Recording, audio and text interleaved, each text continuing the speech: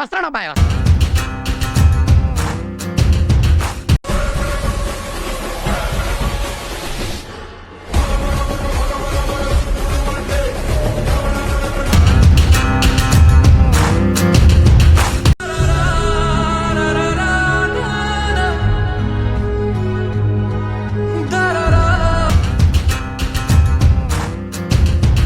నాన్నని మాత్రమే మీకు తెలుసు.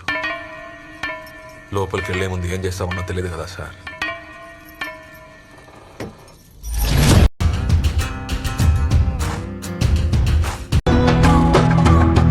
సామే అంతా సక్కంగా జరగాల.